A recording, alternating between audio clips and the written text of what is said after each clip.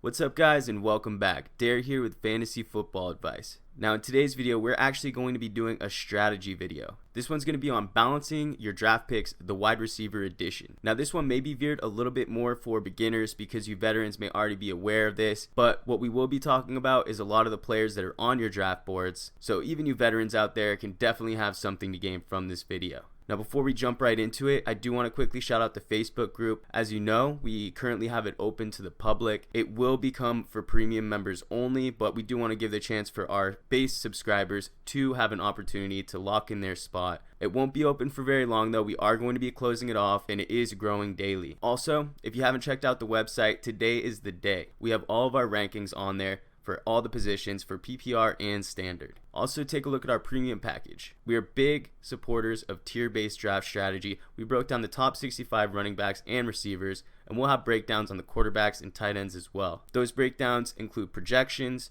risk levels, and a write-up of what we think they're going to do this year. So let's get to what you came here for, balancing your draft picks, the wide receiver edition. So throughout this one, you're going to hear me talk a lot about a ceiling and a floor. Every player has one. So what does that mean? The floor of a player is essentially saying that no matter what adversity they endure during the season, they will provide these baseline stats. Now, a ceiling of a player is if everything potentially goes right for them, what is the best possible stat line that they can produce? Now, a ceiling could be on either a per game basis or even just a single game performance. Now, how that relates to players will either have a high or low floor or either a high or low ceiling. Every player has a ceiling, every player has a floor. It's your job to identify what that is. So what are the factors you have to take into consideration when determining a player's ceiling and floor? Well, first, past performance is really important. That's why rookies are very difficult to project when it comes to their ceiling and floor. Remember, right now we're talking about wide receivers. Rookie running backs is a completely different situation. Now, when identifying that past performance, you want to look at average yardage, average targets, average touchdowns, and then you also have to factor in any changes that have happened to the team. Did any skill position players leave? Did any skill position players come onto the team? Consistency at quarterback is very important.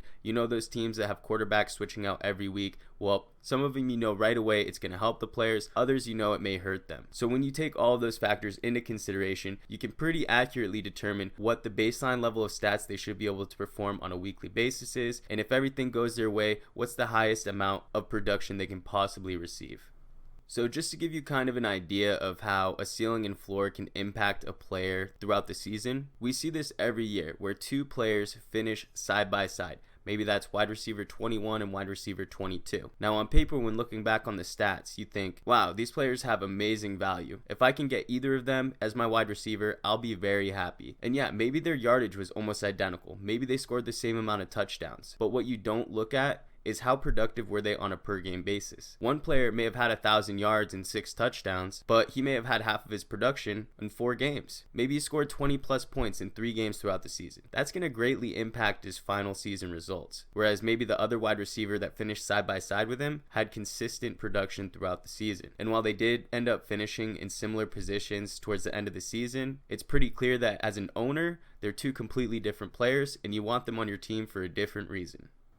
Now let's take a look at an example of a player with a high floor. Now before I do bring this example up, I just want to remind you guys that this is going to be based on PPR. As you know, standard will change just a little bit. The theory is still the same, but for what we're trying to make an example of, this is going to be for PPR, and the player we're talking about is Jarvis Landry of the Miami Dolphins. One thing that makes him a high floor player is that he is a role player for the Dolphins team. He is an integral part of the offense, and we talked about all those factors you have to consider, one of them being any new weapons coming in.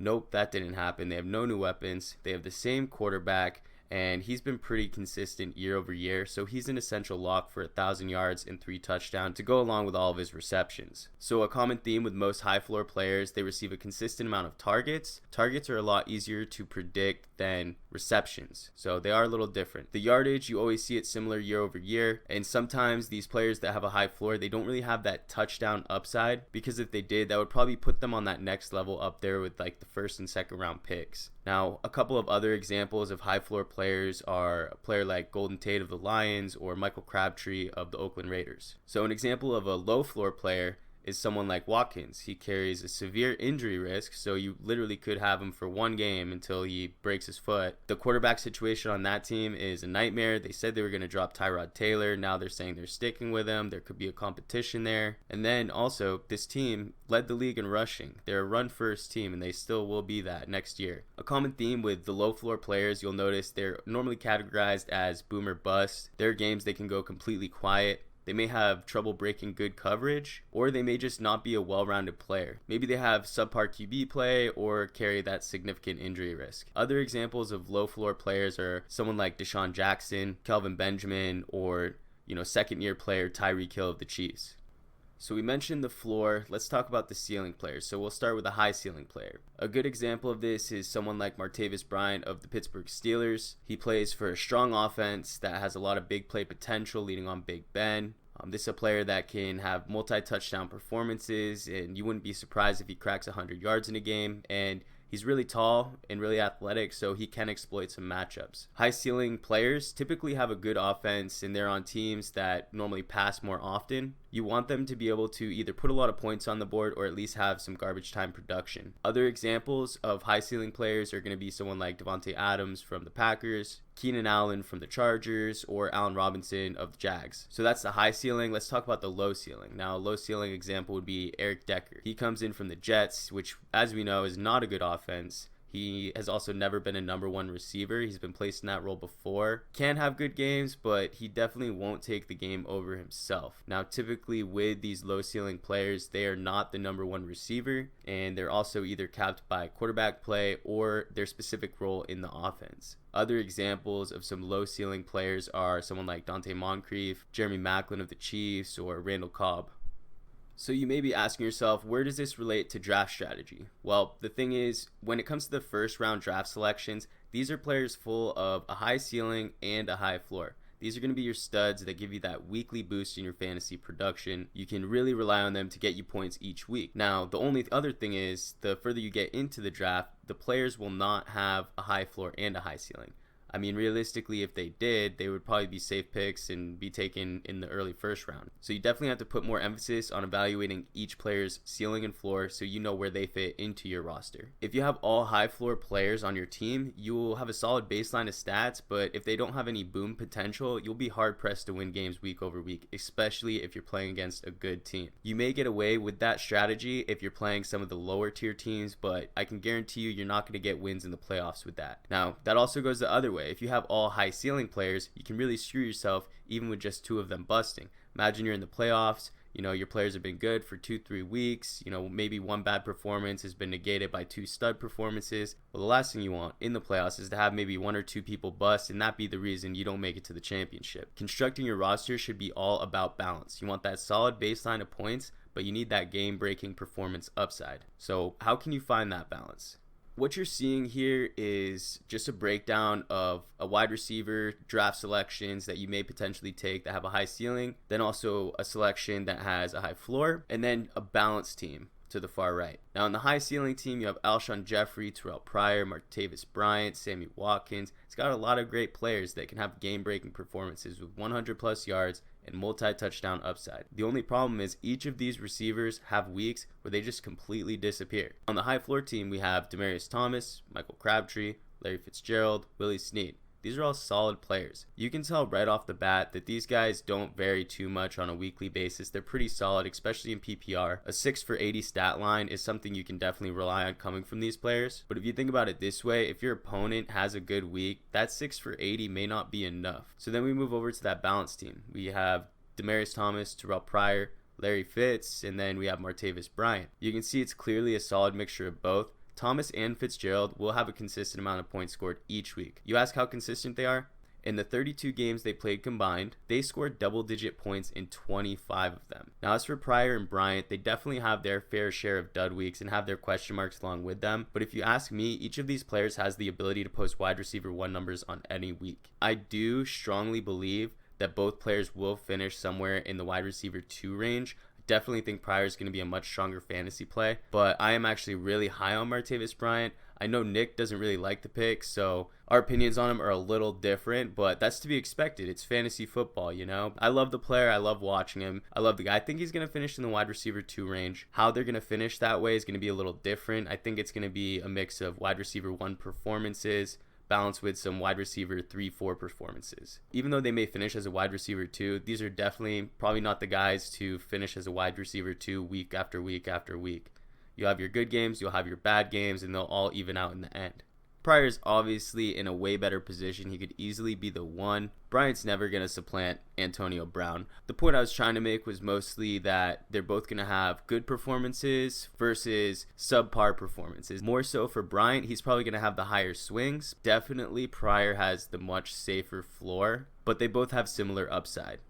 Don't get me wrong, I'm not picking favorites on any of the players up top. I would love to have any of the ones on my team. So they're definitely all interchangeable. If you wanted to swap Crabtree over Pryor or Watkins over Fitzgerald, I really can't fault you. The reason we chose these examples is because they have very close ADPs right now. There is a strong possibility that you may be choosing between some of these players on your draft day. I mentioned it before and I'll mention it again. I know we're talking a lot about wide receivers. The reason for that is because this definitely doesn't apply to running backs. When selecting your running backs, that's handled completely different. There are 32 NFL teams, and a portion of those teams are using a committee approach. We'll be speaking more on running backs in a similar video, but that one's going to be more on the range of outcomes to expect. So it'll be a little bit like this video, but it'll definitely have a lot more information on it that will give you the full range of possibilities. Not so much on the draft strategy part, but on specific players and what to expect. I also mentioned earlier that we were massive supporters of the tier-based draft strategy. Nick and I use that every time. We definitely recommend to not defer from the tier-based draft strategy just for balance sake. If you need balance on your team, you have other rounds to fill that in. Definitely stick to the best player available style of draft. It is very important that in the early to mid rounds you don't reach either. So even if you're trying to balance your team, just don't do it. Not in the early to mid rounds. There are other rounds to do it. We have a video coming out on when it's okay to reach, so also keep an eye out for that.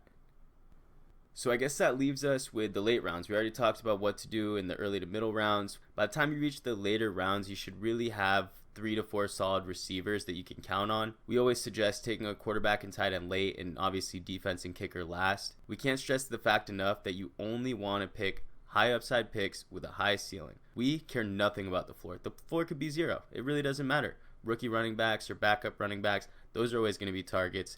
Examples of players who not to take, who have somewhat of a floor but really no upside, it's going to be players like Terrence Williams, Sterling Shepard, and Philip Dorsett. Now, each of these players will probably get their fair share of targets, but where they stand in the pecking order means they just don't have enough upside to warrant a roster spot, at least not on our teams. Now, on the contrary, there's some other picks in the same area that have more upside. Josh Toxin, he's unproven. There's more targets to go around. There's more yardage out there on that team. John Brown, Marvin Jones, Cameron Meredith, all of these players could potentially be busts, and we wouldn't be surprised, but the upside can be seen. Marvin Jones had splashes of wide receiver 1 performances last year, so you know he has it in him. John Brown has always been good. He just went off the radar last year because of his sickle cell issues. Losing Michael Floyd gives him that potential upside for a bounce back year, and that's enough for me to take him in the later rounds. Cameron Meredith, there's a deep sleeper there. He has the size and speed to make plays and could be the number 1. It is a lackluster offense, but I'll take that over some of these other guys I'm seeing people draft. Now, rookies. Rookies are also great targets in the later rounds. When you have your main starters selected, look for rookies like Corey Davis, Mike Williams, or Curtis Samuel. Try not to ship them off if they get a slow start to the season, because that's usually how it works. So basically, just to summarize everything, your wide receivers should always be a combination of a safe floor and a high ceiling. You don't have to rotate every other pick that way, where it's a safe floor guy, it's a high ceiling guy, it's a safe floor guy, it's a high ceiling guy, but just make sure the end result reflects the balance. Then, in the later round, grab those sleepers, the ones with the highest upside. Why take a mediocre player who gives you 5 points each week? Just swing for the fences. Take a shot with those lottery picks. Give yourself the best chance of hitting this year's breakout performer. Alright everybody, that's going to wrap up this video. You know what I'm going to say. Check out the website, become a member of our Facebook group, and sign up for our premium package. I do want to thank you guys though for checking out the video. I really hope you enjoyed it. If you did, make sure to like, share, and subscribe. And as usual, we'll catch you on the next one.